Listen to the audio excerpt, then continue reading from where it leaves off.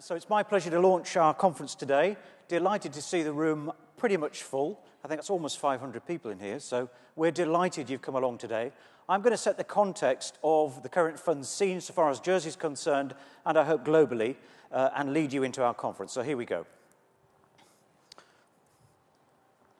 I'm starting with a review of the global economic outlook. If you look at the prospects for the developed countries, we're looking now again at sort of 2–2.5% growth. That sounds a low rate, but in fact it's a return to the normal long-term trend and about twice the historic growth we've seen during the crisis.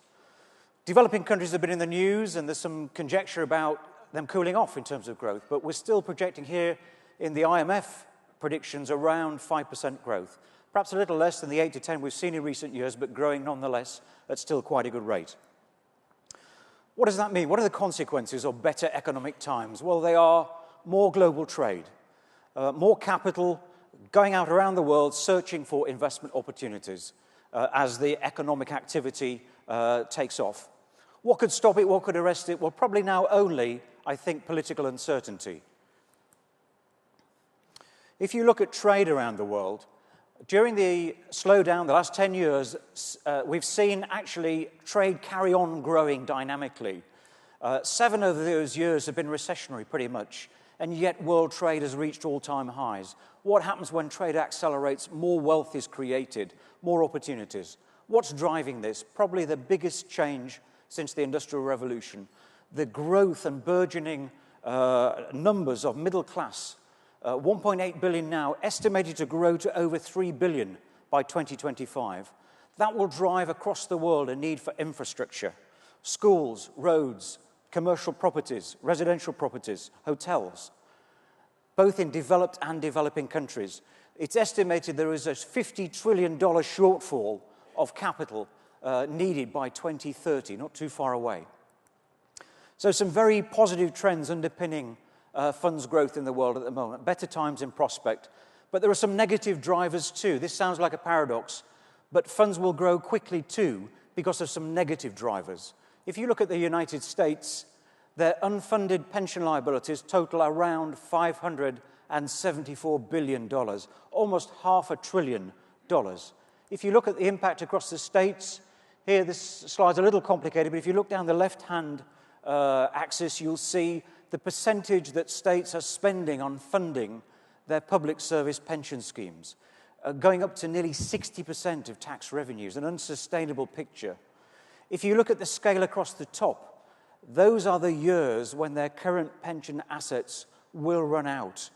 So not only do they have unaffordable schemes on their hands, their current assets are going to be exhausted, and exhausted quite soon. Pension funds and institutional investors are desperate for return, and capital is seeking opportunity.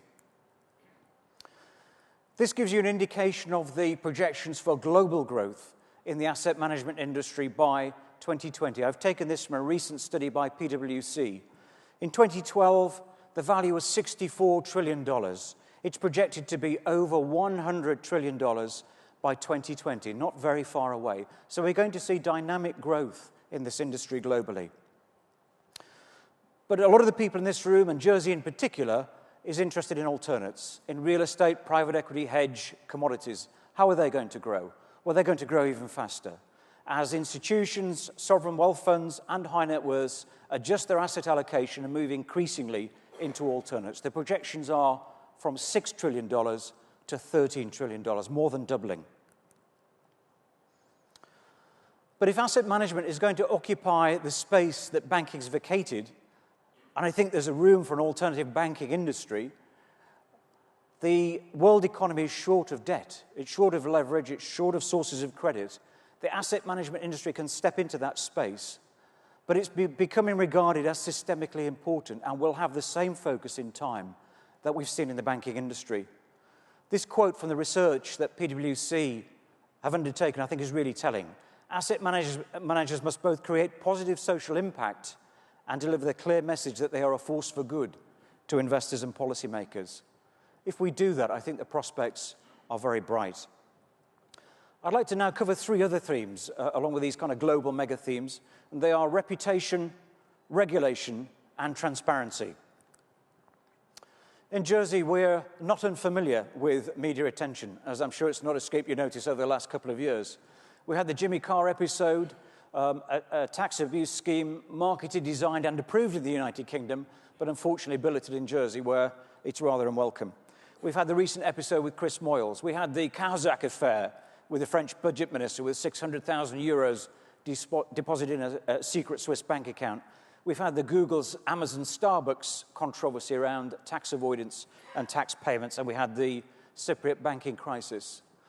Now, we've always stood foursquare behind our regulatory credentials. If you look at Jersey's record, its IMF reviews are amongst some of the best in the world. We subscribe to all of the international standard setters, and I'm delighted that we've got IOSCO represented here today. But we realized, actually, it isn't enough to be soundly regulated and to conduct yourself in the right way. We had to convince people we're adding real value and not simply eating somebody else's lunch. So we commissioned a study by Capital Economics, which measured the true value of Jersey's relationship with Britain in economic terms. And this is what it came up with. £118 billion upstreamed into the UK banking system. £9 billion of value added to British GDP, and 180,000 jobs supported. And I think the most startling figure, £500 billion of foreign direct investment harvested from all over the world and placed into the United Kingdom through Jersey, with 84% of investors and intermediaries saying that if Jersey wasn't fulfilling that role, these funds would not be in the United Kingdom. And I've got to tell you, that piece of work has been transformational in terms of our relationship with the British government. It isn't too long ago that David Cameron stood up in Parliament and said it's no longer appropriate to call places like Jersey tax havens in a pejorative sense. And he's right.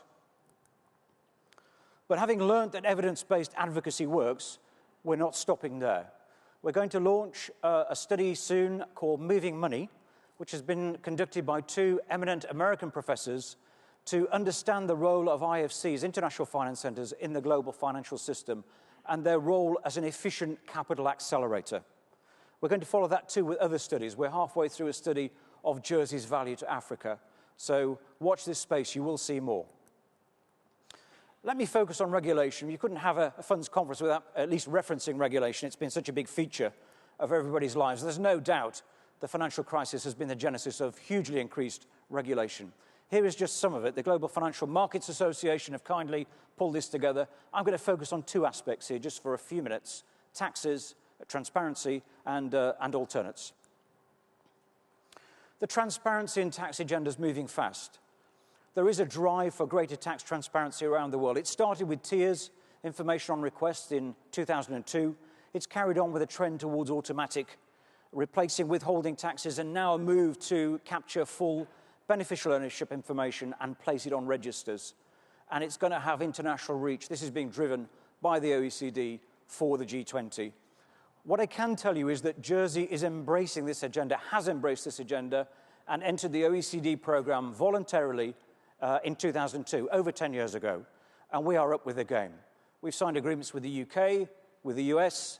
We've committed to the G5 multilateral pilot, the OECD multilateral, and we are committed to the transparency standards of the G8 and the G20. We think that is the only sustainable way to go. Let me talk about regulation now more specifically, so far as it affects you and it affects Jersey. We've worked very hard on AIFMD, and we were the first third country to produce an AIFMD-compliant offering. You can have the best of both worlds with Jersey. If you're rest of the world and you want to meet IOSCO standards, you can have that. If you want to operate within the European Union and meet IFMD standards, you can have that too. You can have the best of both worlds if you're booking your funds through Jersey. But we need to keep up and constantly refresh the offering. It's estimated that 18% of asset managers will introduce managed accounts by 2018, so we're going to introduce them too. They're on their way already and at quite an advanced stage. One of the things we've seen in the various research around the AIFMD is the challenges that it brings asset managers and the complexity around reporting, around valuation, around regulatory returns. And we're seeing now a move to outsourcing of some of those functions into specialized fund administrators and custodians and depositories. We have a deep capability in that area. 12,000 people working in our finance industry, 1/3 of them, a little over 4,000 in funds alone, and some of the biggest brands in the world, they're ready to help with those kinds of challenges. So what is all this doing, this focus on funds, this kind of momentum, this keeping up with the global agenda, this modernization? Well, it's seeing our funds platform grow. We're around 200 billion in NAV terms on the funds that we actually register, but more importantly, we're now 1,500 funds as our net stock. In 2007, at the very peak, prior to the crisis, we were about 1,440 funds. So we're well past our pre-crisis peak and growing actually quite strongly. In a related area, corporates, the Jersey listed company is one of very few that are listed on the FTSE, 6 companies listed on the FTSE, 100 listed companies around the world, 170 billion almost market cap. We've received some recent accolades. We've applied for a rating and received a AA+ from Standard & Poor's. On Saturday, the latest version of the Global Financial Centers Index was published. Jersey is again the leading center of its kind in that index and has consistently held that place since 2009, over 5 years now. This is just a sample of some of the awards we won for our funds work and IFC work in 2013. And this success, this strength, this attractive platform is increasingly being recognized by major global brand names. In 2013, CVC increased their substance and presence in Jersey by opening their own office. Brevin Howard have grown by 60 heads around the last 12 to 18 months. Ardian, the follow-through from AXA, have also opened a full-time office. And Kennedy Wilson, an American name that may be less familiar to you, has just listed on the London Stock Exchange with the largest real estate IPO ever, with 1 billion sterling raised on flotation. The Kennedy Wilson vehicle is a Jersey-listed vehicle, and they are opening an office in Jersey to complement their London and Dublin operations. So, I would put to you that Jersey should be your first choice for alternates. Why is that? Well, the deep pools of expertise I've described, the substance we can offer with a large pool of NEDs, real boards, real substance, no challenge to your PE status. With stability, a political and a fiscal system that has been stable since the Second World War, a rate of tax that hasn't changed since 1945. A transparent jurisdiction, as I illustrated through reference to the OECD and G20 programs. A sound and progressively regulated jurisdiction which can provide tax neutrality and sound public finances, one of the few IFCs in the world with no public debt.